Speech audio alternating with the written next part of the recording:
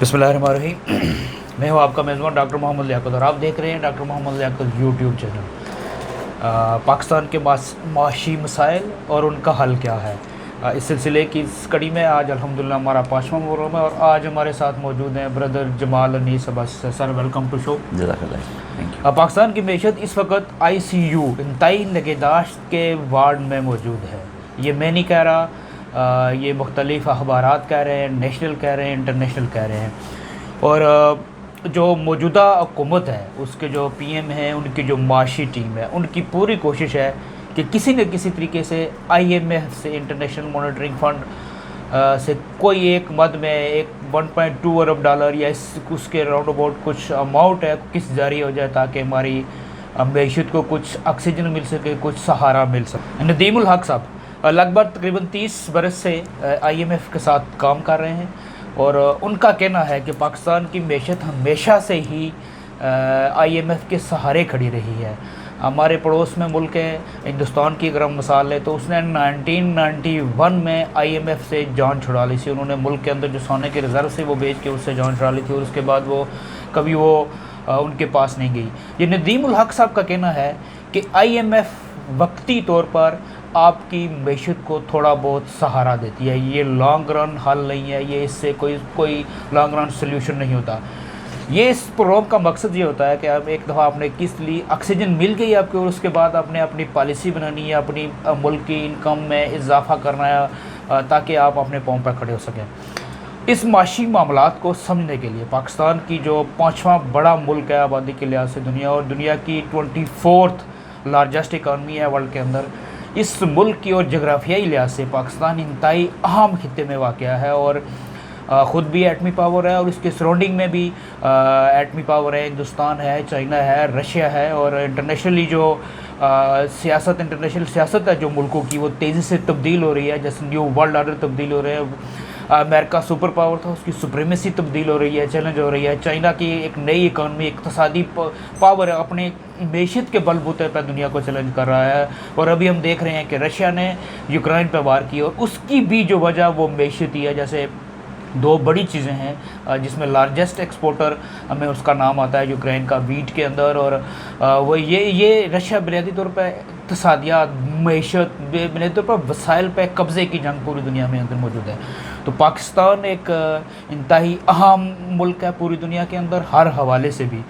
तो इसकी मैशत 5वां बड़ा मुल्क है आबादी को से इसके मसाइल क्या हैं, इनको समझने के लिए इक़्तिसादी और माशी अमूर के माहिर ब्रदर जमाल अनीस अब्बासी के साथ मिलकर हमने ये प्रोग्राम शुरू किया है और आज हमारा अल्हम्दुलिल्लाह 5वां प्रोग्राम है और आज हम बात करेंगे फिस्कल डेफिसिट, मालियाती खसारा।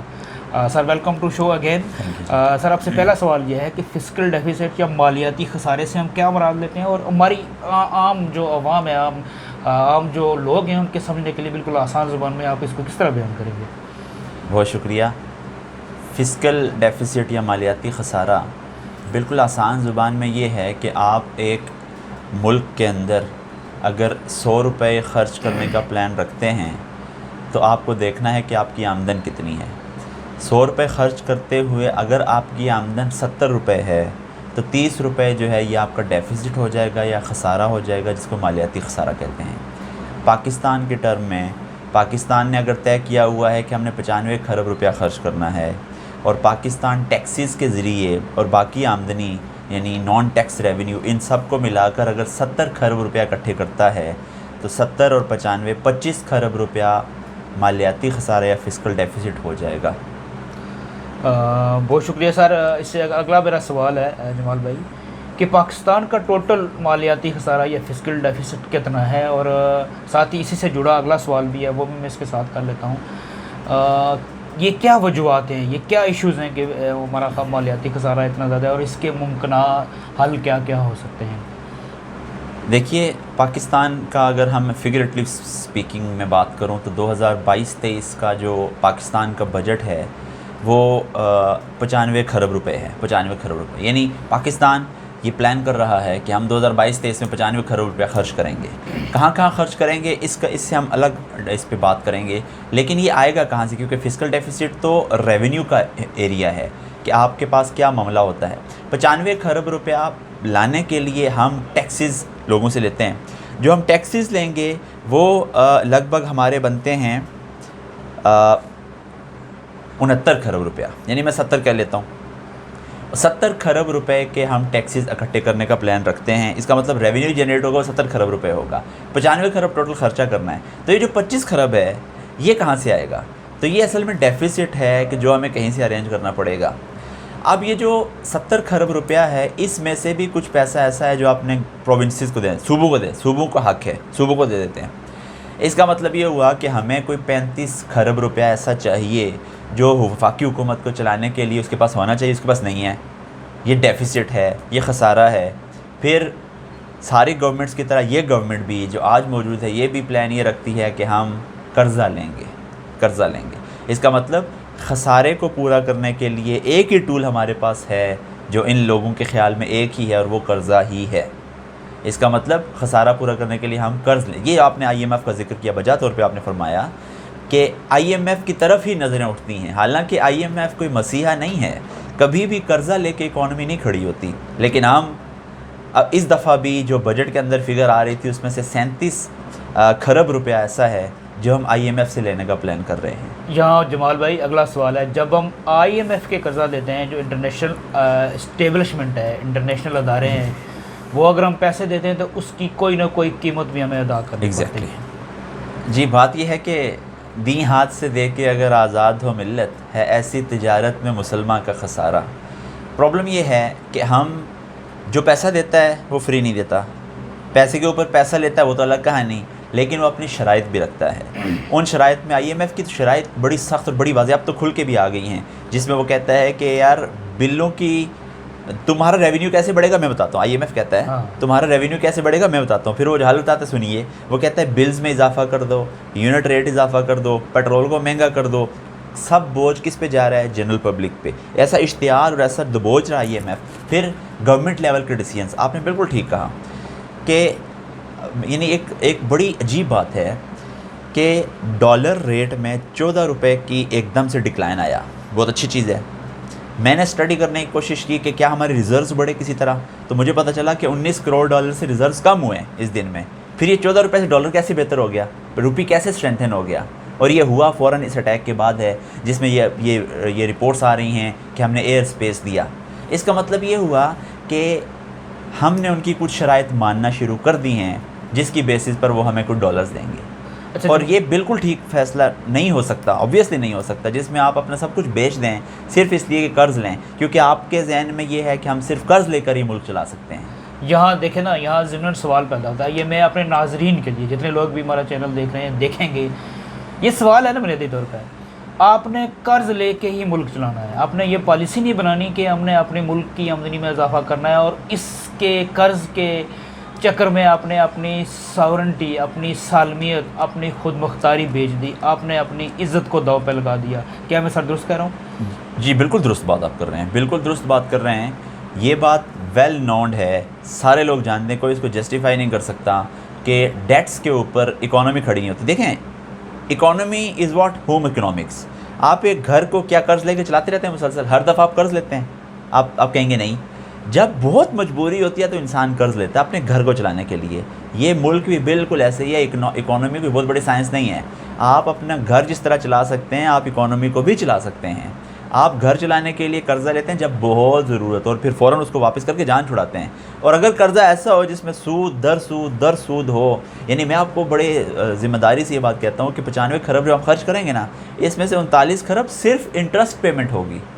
تو کیسے ڈیٹ جو ہے وہ کسی کے لیے بہتر ہو سکتا ہے؟ یہ تو کبھی سولوشن نہیں ہے. اچھا جمال بھائی، میرا اگلا سوال، جیسے ہم نے بات کی کہ 95 کروڑ ہم نے خرچ کرنا ہے، ہمارے وہ ارباب اختیار نے ڈیسائیڈ کیا، ان میں سے 69 کروڑ ہم ٹیکسیز کی مد میں اکٹھا کریں گے، ایسا ہی ہے؟ جی ایسا. اچھا سر، میں یہاں آپ کو ایک وہ بتاؤں گا. تاریخ کشمیر کے والے سے ہمارا دوسرا پروگرام بھی جاری ہے، آپ لوگوں سے درخواست ہے کہ دیکھیے گا، اس میں بھی رائے دیجیے گا. جب کشمیر پہ بیرونی طاقتوں نے قبضہ کیا تو انہوں نے ظالمانہ ٹیکسز لگائے تھے.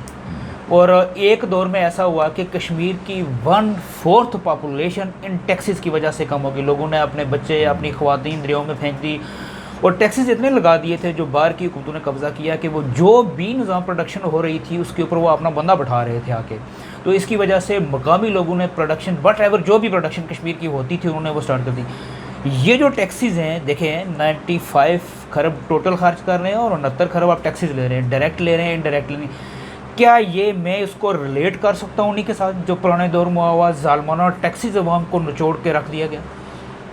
دیکھیے ٹیکس میں 2 اقسام ہیں اس کی, ایک انڈائریکٹ ٹیکس ہے اور ایک ڈائریکٹ ٹیکس ہے. ہمارا ریونیو کے اندر انڈائریکٹ ٹیکس کا پورشن زیادہ ہے, ڈائریکٹ ٹیکس کا کم ہے. یہ ہوتا کیا ہے؟